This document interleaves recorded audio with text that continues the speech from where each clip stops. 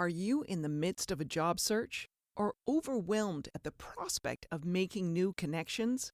Check out Boss Notes, a new email series from Penguin Random House that provides step-by-step guidance for successfully navigating common career challenges. Boss Notes will help you start living your best work life now. You can find excerpts from my book as part of the Networking and Job Searching series.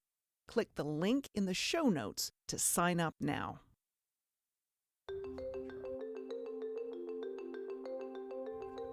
Welcome to Build Your Dream Network. I'm Kelly Hoey. I see people struggling to connect effectively all the time, so I created this podcast to help you master your network building needs. Whether you're seeking a new job, looking for a promotion, or scaling your business, you need a network, and you're in the right place to get the advice you need. And don't worry, my advice is real. It's actionable and practical because it's the advice I follow and is what has transformed my career from the traditional to the unexpected. So let's get started. All right, we're doing listener questions this week on the podcast. And the question is, I'm seeking to grow my coaching practice and realize I should attend more in-person events. So I'm looking at signing up for a regional business conference, as well as joining my local Chamber of Commerce. What additional suggestions do you have for someone like me who is looking to grow their client base? This is a good question. And my first suggestion, or rather, it's kind of a Build Your Dream Network mandate, is this. Step back from your focus on where to meet new clients and step into thinking, who is my ideal client? This question of where to network for business falls squarely within my networking formula. The first thing is, what's your challenge? What's the network to solve the challenge? Then finally think about what's the best way to reach that network. Let's apply this formula to the listener question.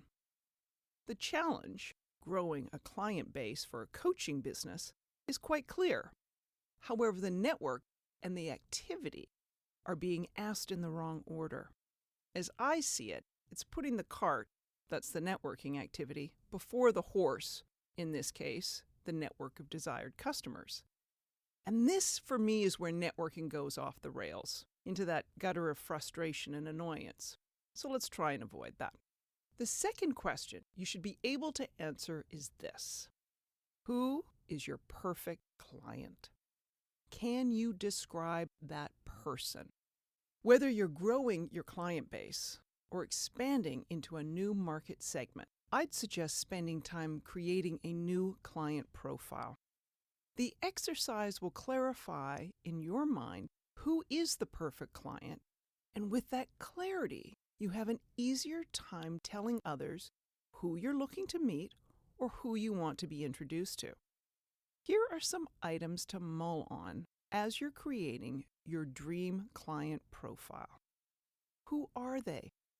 Where do they live? What type of job do they have? Think about the company they work for, the industry they are in, their title. How old is this person? Are they married? Do they have kids? Or are they looking after aging parents? Do they commute to work or travel for work?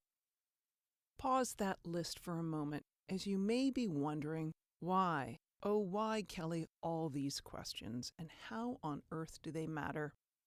Here's the why. Even if your dream client is the purchasing manager for a major hotel chain, that purchasing manager is someone with a life. A work life full of KPIs, impending deadlines, reports to file, and a personal life equally full of demands, stresses, joys, family vacation, unexpected emergencies, just like you. Keep that in mind. Now back to that profile of the dream client you're creating. What does your dream client's life look like outside the 9 to 5 of work, and perhaps those family commitments too? What are their hobbies, community contributions, and industry involvement? What books or blogs do they read? What is their favorite social media site? Visualize their life and step into their shoes. Picture what a typical day or week looks like in their life, because by doing so, you'll spark ideas on where you'll really find that perfect client. And it may not be in the places you've been signing up for. Let me give you an example. At an event I spoke at for a chapter of the SCORE Small Business Network. By the way, if you're not familiar with SCORE, it is the nation's largest network of volunteer expert business mentors. A building contractor attending that SCORE event asked a similar question about where he could find more clients. The difference was, when I probed, the contractor could clearly describe his perfect client. Once he shared that profile with the group, a number of other attendees chimed in with suggestions that didn't involve a chamber of commerce or business networking group or regional conference.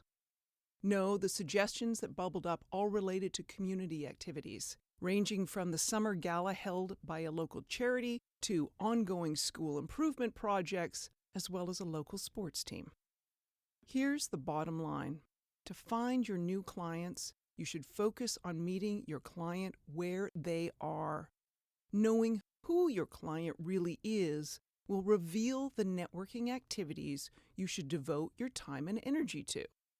Yes, it takes time and imagination to flesh out the details of that dream client profile, but it is well spent. The exercise is a far better use of your time than indiscriminately signing up for events. So grab a Sharpie and a stack of Post-it notes. Find a blank space on a wall and start fleshing out the life and times of your dream client or customer. A couple more Build Your Dream Network thoughts. Rolling up your sleeves and helping out is often a far more meaningful and less awkward form of networking. Next, make finding a shared interest a priority, as when you genuinely care about a cause or project, you willingly devote time and energy to it. Others can sense this, and that accelerates the building of trust. And trust, as we've discussed, is the foundation of a solid network. Finally, that dream client profile will not only guide you on the types of in-person networking activities you should undertake, it will provide direction for your online networking too. Don't simply hope you'll meet new clients. Plan so that you do. Now, what about you? Have you connected with a client in a novel or atypical way? Or do you have a networking question that continues to plague you? Either way, reach out. I'd like to hear about it. You'll find my contact information on my website, jkellyhoey.co. And I'll see you back here next week with more networking insights. Thank you for listening to Build Your Dream Network. Stay connected and don't miss a networking insight by subscribing to the podcast. And while you're there, I'd love you to rate and review the show too. Are you looking for more networking advice? Pick up a copy of my book, Build Your Dream Network. It's your guide to modern networking. I'd like to hear your networking questions, tips, and ideas. Connect with me via my website, jkellyhoey.co. You'll find links to all my social media accounts, plus a contact form to email me your questions. I'm Kelly Hoey, and I'll be back again next week to tackle your networking challenges.